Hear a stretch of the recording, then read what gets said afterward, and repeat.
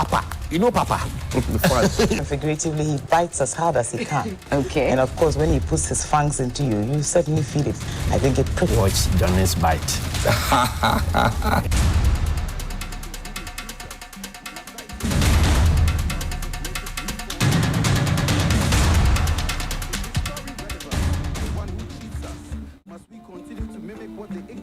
You know, I've watched you. Sometimes our people disagree with you, but I mean, I understand some of your approach. I mean, sometimes we take a hard bite. It helps us as politicians. Nowadays, when I listen to you, I even panic. Why? Hey, Why do you panic? the way you, Papa. You know Papa. Figuratively, he bites as hard as he can. Okay. And of Bismillahirrahmanirrahim. Alhamdulillah Rabbil Alameen. Hasbunallah wa ni'mal wakil. The Lord is my light and my salvation. Whom shall I fear? And yea, though I walk through the valley of the shadow of death, I will fear no evil, for you art with me. Thy rod and staff, they comfort me. Thou preparest a table before me in the presence of my enemies. You anoint my head with oil. My cup runneth over, and surely goodness and mercy shall follow me all the days of my life. And I will dwell in the house of the Lord forever and ever. Amen. Assalamu alaikum. It's Thursday. Welcome to Johnny's Bite. Now, this morning, I want us to do a little throwback. But before then, I want to go to the Adenta news site. I got a distress call yesterday from the Adenta news site. A gentleman spoke with me and told me about the fact that each time it rains, they have to contend with the rain in a very unpleasant manner. That residents around there, just like we have like residents at Titigbu, where we will be tomorrow for a live outside broadcast. They can't come out, they can't go in, the streets are filled and all of that. I want you to listen to him and also see the pictures for yourself so that you can make up your mind. Now, it's a question of the rain and the roads and how the rains, each time it comes down, blocks people from going about their normal duties. So, for example, each time it rains, if you live in Kaswa in Accra, you will find that it will take you about 2-3 hours to drive from just Kaswa if you are coming towards the Kaneshi or Doko area. And my good friend, Mr. Misa, who set off on a journey about 2-3 days ago and it rained, 7 a.m., he got towards the Malam Junction almost around 9 a.m. Quite interesting. So let's go to Adenta news site, please. Hello, Senior. Good afternoon. Please, how are you? Sorry to be disturbing you. But respectfully and honestly, I am contacting you from Adenta. Yes, that is around the WAS area. There is a community called Adenta news site. This is actually a water reception place that has been let out. And so people have built on the place now, or it's now habitable. Unfortunately, a road and gutter contract was given in 2019, around September. Not for the entire area, but for some portions. And so when the construction was done, the places that didn't have the gutter and road construction, they are now, let me say, under siege. Yes, when it rains, it is an issue of life and death. They can't go in, they can't come out. We have pushed to the assembly, we have pushed even to, I think, highways or hydro or urban roads, and it's all basically the same thing or the same song of money syndrome, money syndrome, money syndrome. So yesterday when it rained, I took the opportunity when the water or the rain level had come down to walk around and see. And it was not easy. So I am pleading and begging of you. I will send the pictures and a couple of videos to you. If you can give us a few seconds of attention on your show, I beg of you, sir. I beg of you. Thank you very much.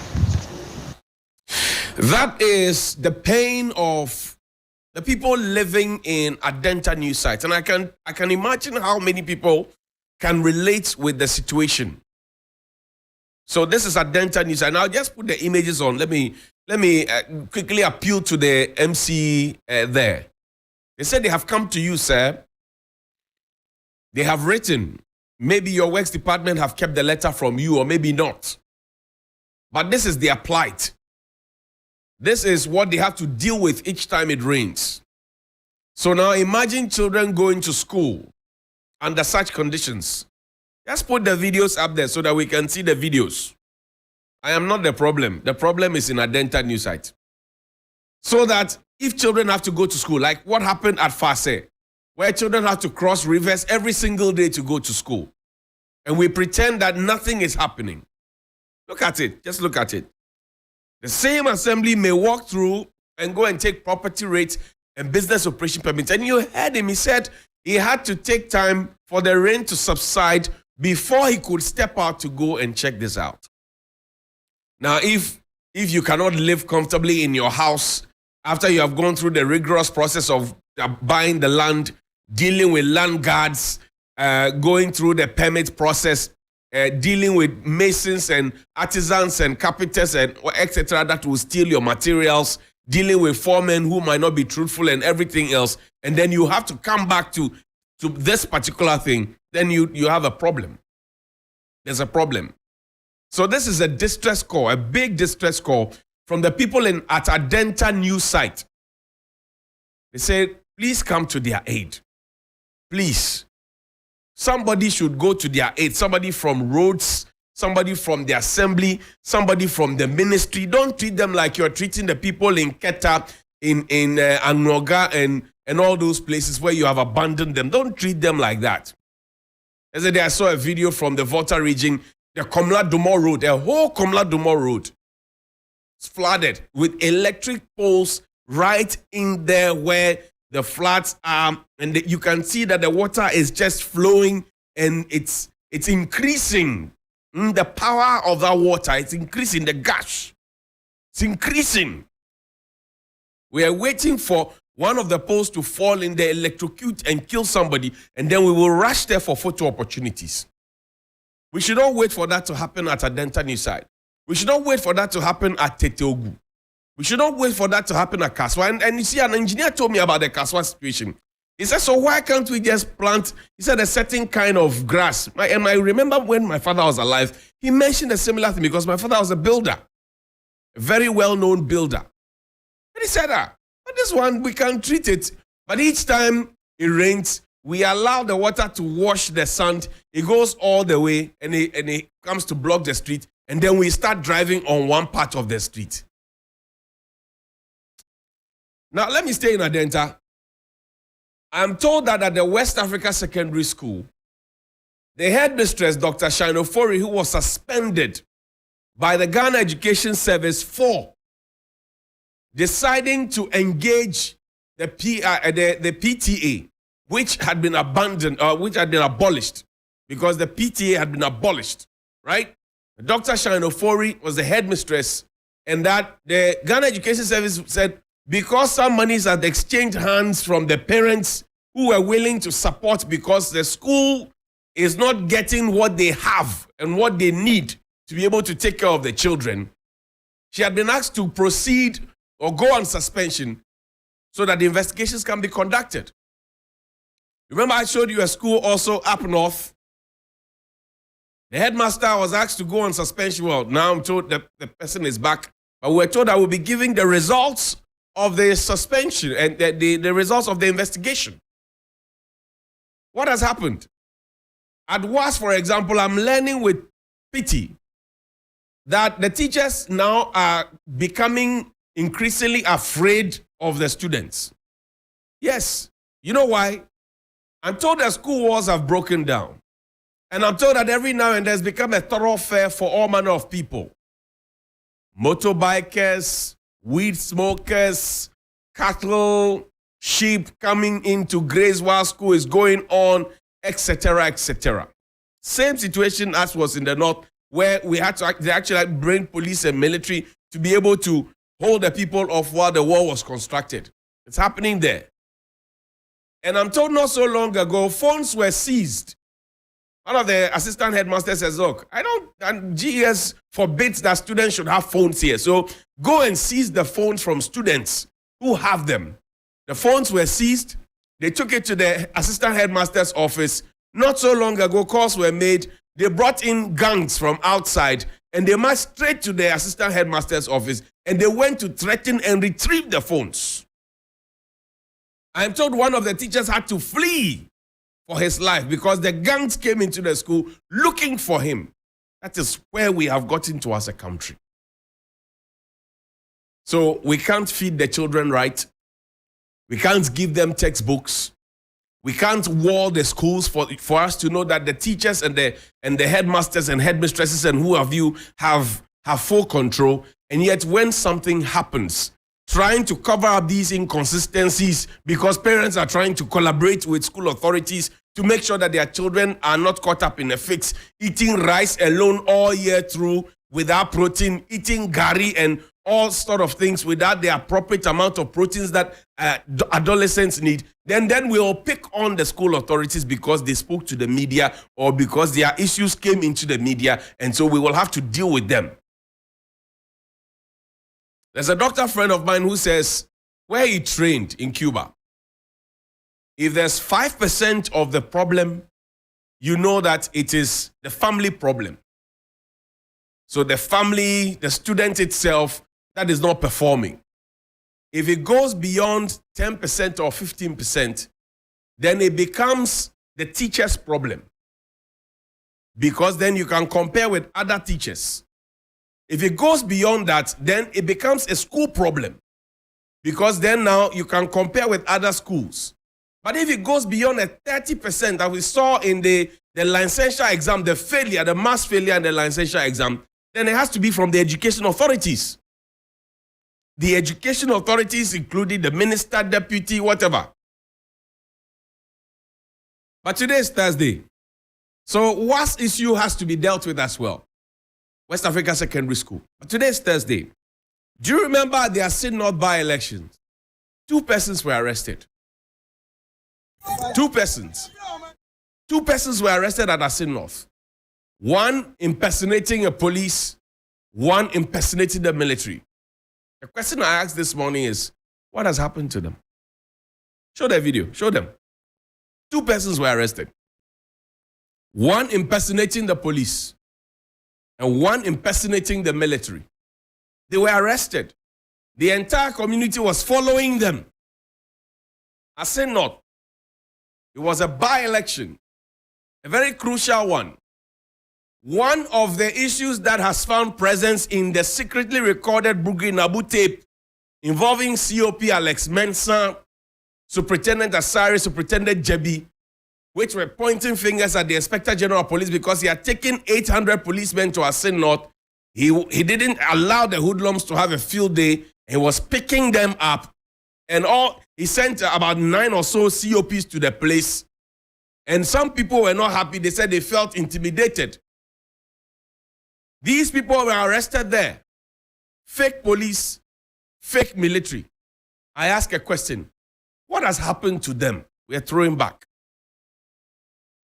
Now, you remember that we also had a by-election in the Ashanti region where an EC officer is said to have forced agents to sign even before the election ended. What has happened?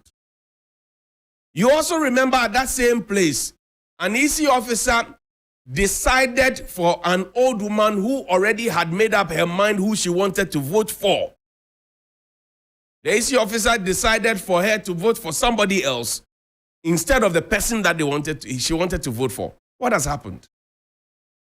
We will not forget these issues because we all want to be like Jim Mensah at the IEA, bringing reforms to the electoral process. Please play me my video.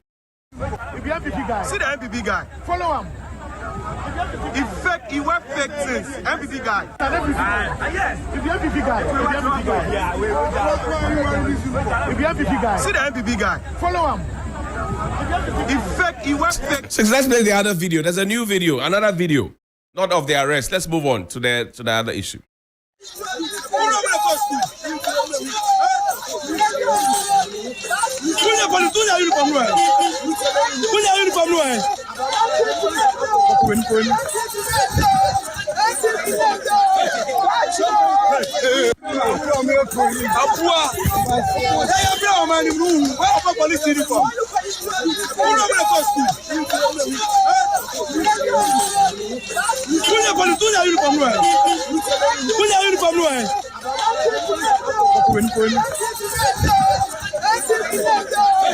So the police did a fantastic job, we're told, at Asin North.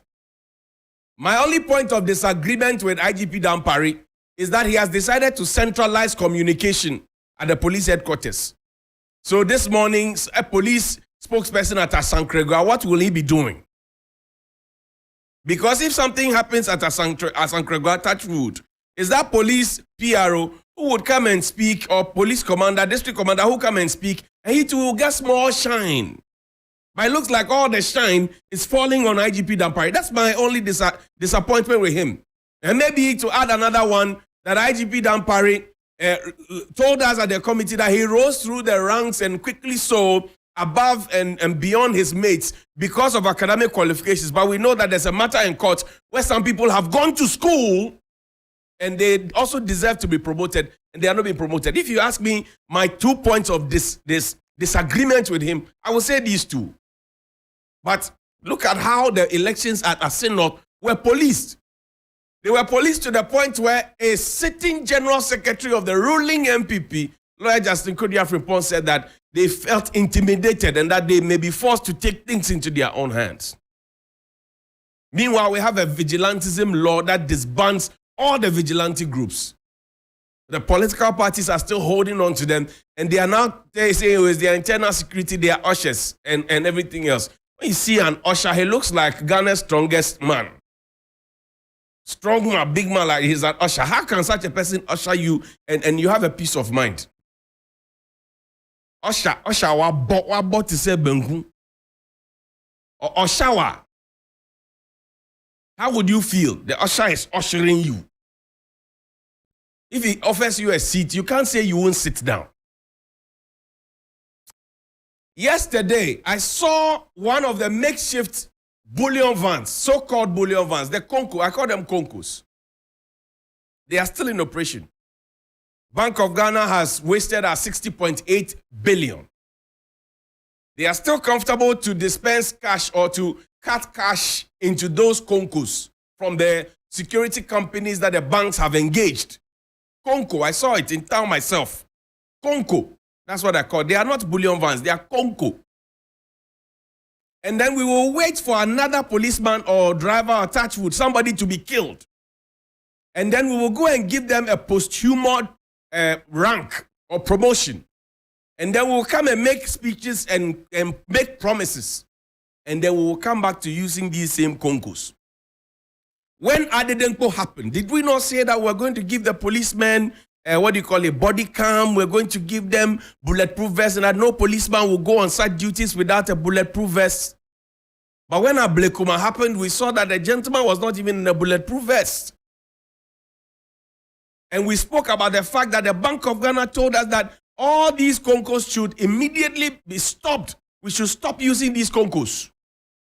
But we are still using the Concos. And you can see clearly that the guy was trying to drive in the middle of the road against traffic, somewhere around the North Kaneshie area. He was trying to move these days, and I saw a small camera on top of the car, behind the car. And I shook my head, I laughed.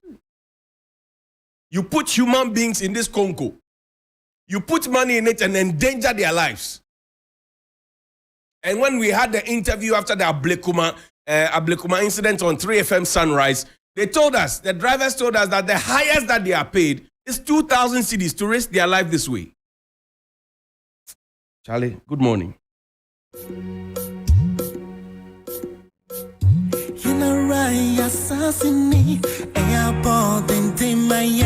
Moja na nanum shegu edigu o maye.